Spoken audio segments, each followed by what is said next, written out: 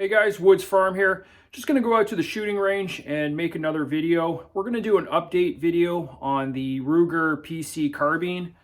I made a video a while back about this rifle, and I'm just going to do an update now and talk to you guys a little bit about what happened.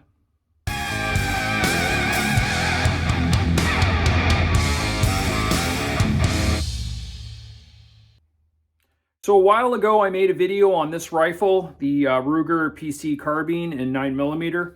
I got the rifle used. I took it out to the range a couple of times, and I was having all kinds of problems with it. Mostly failure to eject issues, some stove piping and some double feeds as well. So I wasn't happy with the rifle. A lot of people watched the video and noticed that it was shooting very poorly. It had some serious reliability issues. Now these rifles are supposed to be pretty good, so I was pretty disappointed. I started to do some research, taking a closer look at the rifle, try to figure out the problem. So I'm going to make a video today, and I'm going to explain to you guys what happened and what I did to correct the problem. So like I mentioned, this rifle had some serious reliability issues. Did a little bit of research, and it turned out that apparently a few of the earlier rifles had some issues with the extractor, causing ejection problems, and that was basically what I was having. I was having, issues where it wasn't actually pulling out the casing, and I was also having some like stove pipes and some double feeds, which I think were all kind of related to that extractor problem. So I ordered a new extractor. It was an aftermarket one. Ordered it from a gun shop here in Canada. It was very pricey, and I'm not going to say which one it is, but basically I installed it. It was an easy install. It definitely was not an issue on my end, and I think I got 2 or 3 shots, and basically the gun stopped ejecting. Looked at it, the extractor had cracked in half, and also the spring had flown out somewhere into the weeds. Miraculously, I actually found part of the extractor, and it cracked right on where there's the hole through it, where the pin holds it in place. That's where it cracked. So that kind of ended the day right there, and I was pretty disappointed. I'm still trying to get a refund or a replacement on that third-party extractor, and it's been probably 4 or 5 months now. So then I went through the process of trying to get an actual original Ruger part, and in Canada, that's not easy. You have to go through a third-party kind of supplier, and it was a huge pain in the ass, but finally I got some new parts. However, in the meantime, I went ahead and kind of did a redneck hack repair on the rifle, and I'll show you what I did. And I've actually had it out on the range, and I've got about 50 rounds through it, and it seemed to be running flawlessly just with my basic DIY repair. So after I installed that new extractor, the aftermarket one, I had planned to go out and do a big range day. I was going to try some different types of ammo. I had all my mags numbered. That way I could kind of pinpoint the problem, see if the rifle shot better with different types of ammunition. And a lot of times reliability issues will come down to worn out magazines. So I had them all numbered, but that extractor broke, lost the spring, and that totally sidetracked the project. Okay, so the rifle's already clear. No magazine, no round in the chamber. We're safe and ready to go. I'm just going to do a quick disassemble here, and I'll show you what happened and the repair I did to the extractor.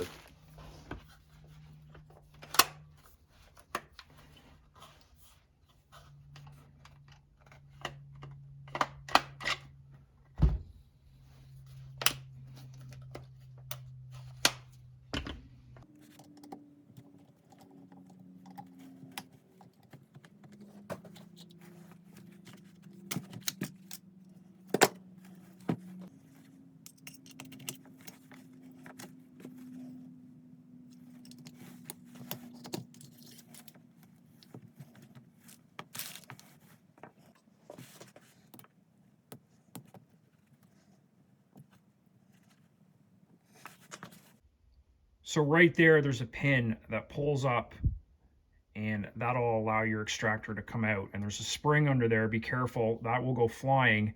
You'll lose it. And that's what happened when the actual extractor broke. I lost the spring.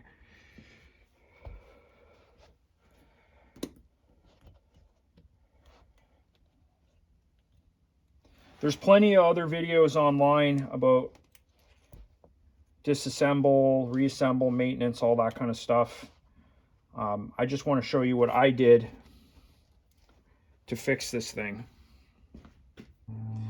So here's the new extractor. This is an original Ruger part. And I also got 2 springs. However, like I mentioned, I lost the spring, and the aftermarket extractor broke. So essentially, if you what's happening with these, if you read online, is that the metal was not heat treated properly, or it wasn't a proper metal, and it is wearing out. The extractor will wear out. The little claw on the end, it basically rounds off, and it won't grab onto the casing. It won't grab onto the rim of the casing, and you get those failure to ejects. So out of desperation, not knowing if I'd ever be able to get an extractor, I just took a file, and you can see that surface there that is not blued. I just took a little bit of material off of there just to make that hook, that claw, a little bit more pronounced. And that's all I did. And then I went through my parts bin, and I found a spring that would actually fit inside that depression. You can see the spring fits in there. And I trimmed it down to be about the right tension, and that's what I went with. So for comparison, there's the original part spring, the top one, and then the lower one is what I rigged up just with a spring I found here in the garage. There's the 2 extractors. So today I'm going to replace these parts with the new original parts, but I did fire one box, actually a box and a half, because I was out with my daughter shooting as well, and no stoppages at all. And prior to that repair, I couldn't get through a 10-round mag without a stoppage. So it clearly fixed the problem, if not made a dramatic improvement. Okay guys, we got the rifle back together. We're gonna go back out to the range and do some more shooting and see if we solve the problem. I suspect the rifle's gonna run really good now that we got the original Ruger parts installed. Now, about my do-it-yourself repairs, take that with a grain of salt. I'm not a gunsmith. This is just for information purposes. I'm not recommending you do that, but like I said, in a pinch, it worked for me. I'm pretty sure that solved the problem, but I'm happy to have the proper parts now in the rifle.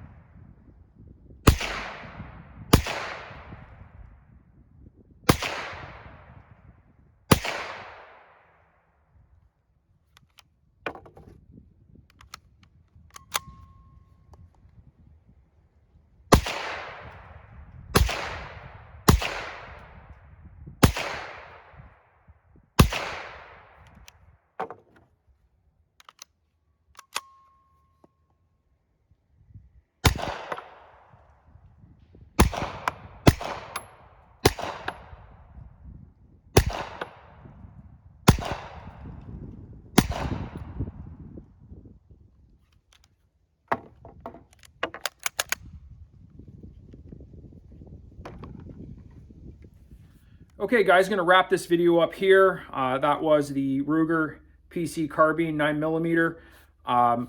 Really happy with the way the rifle performed with the new parts. I didn't have a single stoppage. I tried all my different mags, a couple different types of ammo, but ultimately I think it was the new parts that made the difference. I'm going to wait and put a few more 100 rounds through this rifle before I call it 100% reliable, but I'm pretty confident that it's fixed. If you want to see more shooting videos from the Woods Farm, leave a comment below and I'll try to plan to do some more shooting videos with some different rifles. As always, thanks for watching.